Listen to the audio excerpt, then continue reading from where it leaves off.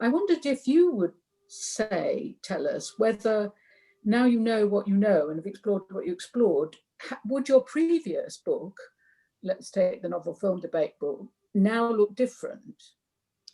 That's a great question. I think what happened was I started to see that I don't think I would change that book. I know it's weird to say this, but I started to see that a lot of what I ended up writing about in this book was there in that book, but I hadn't seen it.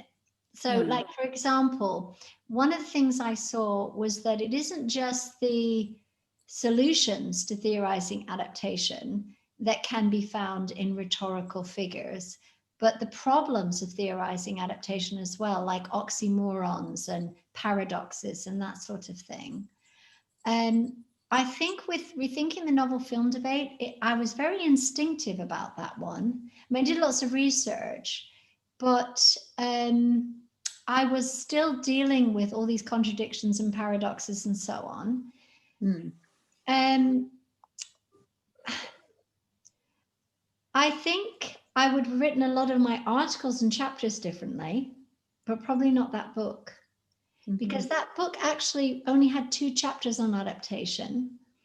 And they really informed this new book as well. It was really more about inter-art relationships between poetry and painting and Yeah. illustration. And so that I think managed to survive. I think if it had been a book all about adaptation, it might have. But that's a great question. I have to think about that.